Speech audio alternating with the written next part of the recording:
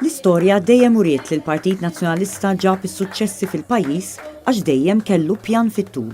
U dan għal kontrarju tal-Gvern Laburista li ddikjara bil-fatti li ma jemminx fi pjanijiet fit-tul. Għal dan il-kap tal-Partit Nazzjonalista Adrian Delija waqt attività politika fl-Imsida, fejn semma kif dan in-nuqqas ta' ippjanar qed joħloq numru ta' vittmi f'pajjiżna. Adrian Delija semma fost l-oħrajn iż-żgħażagħ li minħabba l-isplużjoni fil-kirjiet u l-pagi li qed jibqgħu baxxi m'għandhomx triq oħra ħlief li jitilqu mill-pajjiż. Adrian Delija qal li dan qed iwassal għal tibdil kbir fis-soċjetà tagħna. Is-soċjetà tinbidel. U l-fibra ta' dak li għamilna Maltin, illi nafu wieħed lill-ieħor, illi ngħixu ma' xulxin, illi jimpurtana minn xulxin, qed tispiċċa.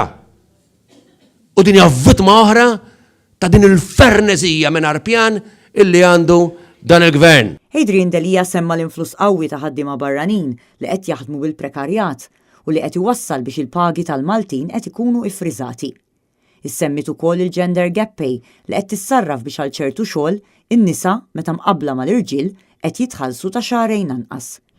Dwar in-nuqqas ta' pjan għall-edukazzjoni Adrian Delija semma l-fatt li l-iskola primarja tal-Imsida ilha magħluqa għal dawn l-aħħar sentejn, ironikament f'lokalità li fiha nsibu l-ogħla istituzzjonijiet postsekondarji tal-pajjiż, kif ukoll l-università.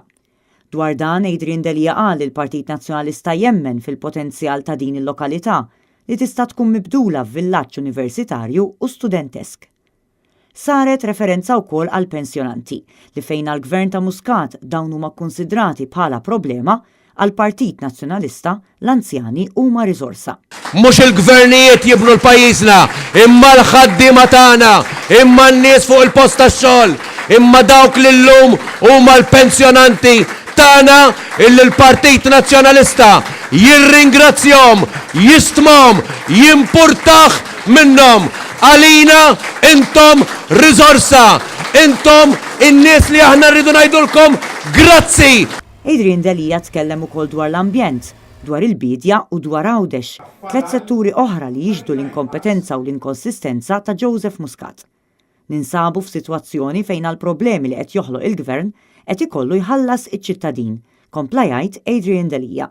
U għalhekk li l-Partit Nazzjonalista jrid ikompli jwassal il-messaġġ tiegħu bil-politika ta' konvinzjoni persważjoni. Ejja nikkonvinċu n-nies mhux billi weduhom il-fieraħ, imma billi nipperswaduhom għat-tajjeb għax aħna nemmnu fil-politika tas-sewwa, fil-politika tal-persważjoni, fil-politika tal-konvinzjoni. Il-kap tal-Partit Nazzjonalista tem jgħid li l-Partit Nazzjonalista qatt ma beża mill-isfidi għax dejjem emmen fis-sewwa u dejjem emmen li għandu jkun ta' servizz għall-pajjiż.